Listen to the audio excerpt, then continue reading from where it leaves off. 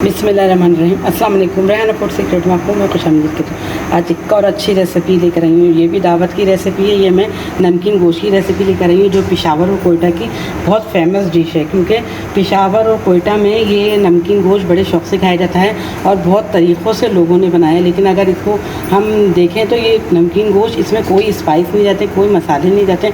हाँ, अगर हम अपने टेस्ट लाने के लिए अगर चाहें तो इसमें काली मिर्च का इस्तेमाल कर सकते हैं। किसके हम चलें आइए हम नमकीन गोश्त बनाना शुरू करते हैं कि नमकीन गोश्त किस तरह तैयार किया जाता है। ये बहुत आसान सी रेसिपी है, हर कोई अपने दावतों में इसको शामिल करें और लोग इसको ज़रूर पसंद करेंगे। बिस्मिल्लाहिर्रहमानिर्रहीम। ये देखें, ये मैंने कढ़ाई में तेल रख दिया और ये मैं अदरक लहसुन डाल दी। तकरीबन मेरा ये 4 टेबल स्पून के करीब अदरक है। इसको हम हल्के से सौता करेंगे।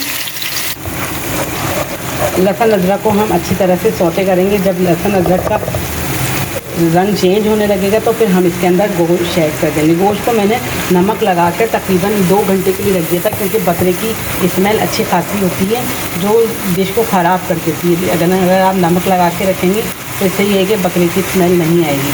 तो इसलिए हम बकरे के गोश्त में नमक लगा के 2 घंटे के लिए रख देते हैं और खूब अच्छी तरह से इसको वॉश करते हैं ताकि इसका नमक भी रिमूव हो जाए। ये अदरक लहसुन की भुनाई हो रही है।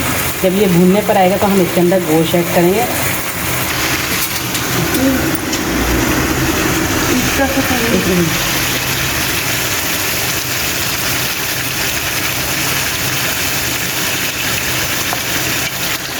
ये अच्छी तरह से भून रहा है मटन, जो मैंने अदरक लहसुन के साथ डाल दिया था।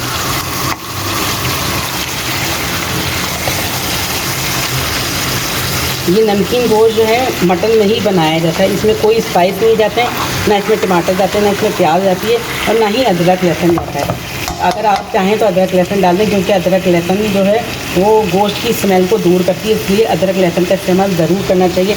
जैसे पेशावर वाले लोग जो हैं नमकीन गोश्त इसी तरह ही बनाते हैं, इसमें ना अदरक लहसुन ऐड करते हैं, सिवाय नमक और रोगन पे ये गोश्त तैयार किया जाता है, क्योंकि ये रोगन भी इसकी अपनी ही होती है। गोश्त पे जो लगा होता है चर्बी, रोगन भी इसकी अपनी ही होती है।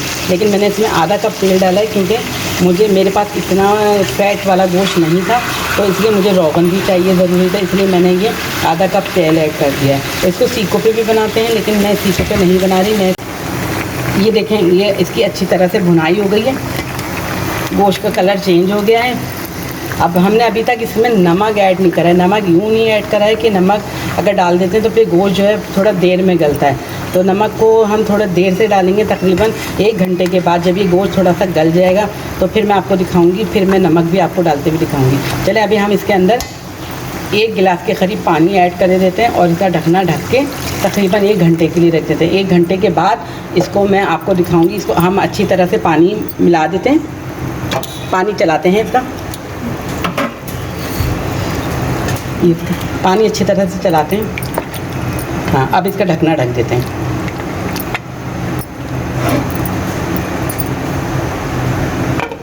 ये हमने इसका ढकना ढक दिया। 1 घंटे के बाद मैं आपको दिखाती हूँ और फिर नमक भी डालूँगी। अगर गल जाएगा गोश्त तो इसको रेडी कर लेंगे, लेकिन मुझे नहीं लगता ये गोश्त इतनी जल्दी करेगा, क्योंकि मटन का गोश्त थोड़ा देर में ही तैयार होता है। चले 1 घंटे के बाद मैं आपसे मिलती हूँ। ये देखें, ये इसकी अच्छी तरह से भुनाई हो गई है, गोश्त का कलर चेंज हो गया है। अब हमने अभी तक इसमें नमक ऐड नहीं करा है। नमक यूँ नहीं ऐड करा है कि नमक अगर डाल देते हैं तो फिर गोश्त जो है थोड़ा देर में गलता है। तो नमक को हम थोड़ा देर से डालेंगे, तकरीबन 1 घंटे के बाद। जब ये गोश्त थोड़ा सा गल जाएगा तो फिर मैं आपको दिखाऊंगी, फिर मैं नमक भी आपको डालते हुए दिखाऊंगी। चले अभी हम इसके अंदर 1 गिलास के करीब पानी ऐड कर देते हैं और इसका ढकना ढक के तकरीबन 1 घंटे के लिए रख देते हैं। 1 घंटे के बाद इसको मैं आपको दिखाऊँगी। इसको हम अच्छी तरह से पानी मिला देते हैं, पानी चलाते हैं इसका, ये पानी अच्छी तरह से चलाते हैं। हाँ, अब इसका ढकना ढक देते हैं।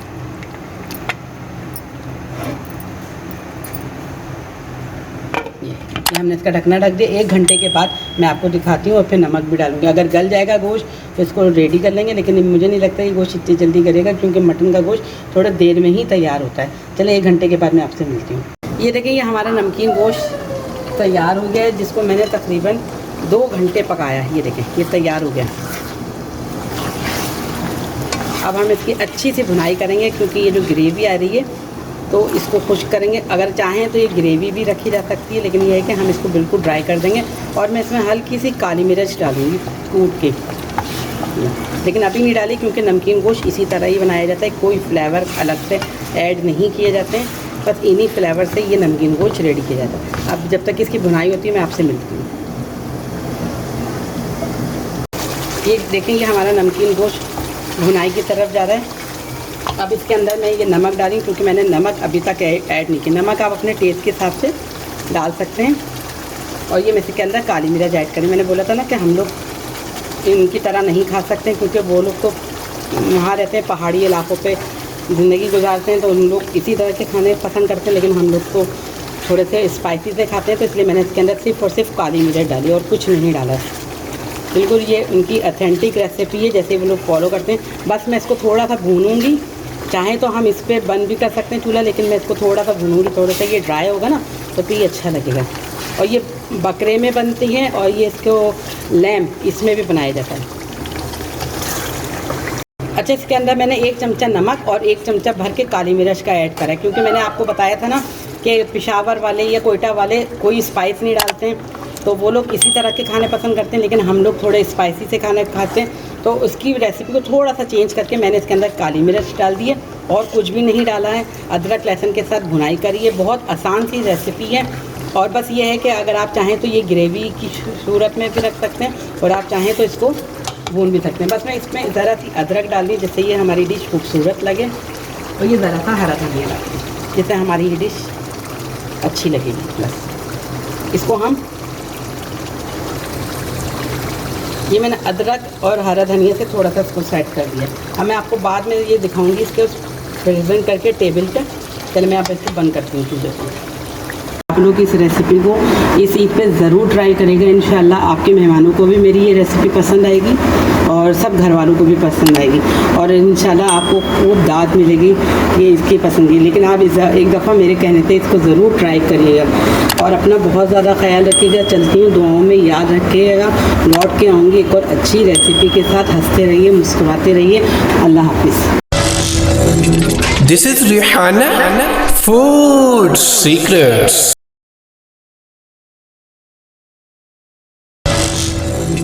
This is Rihanna Food Secrets.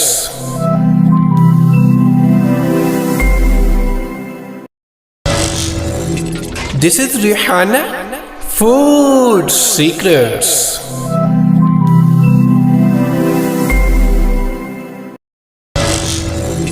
This is Rihanna Food Secrets.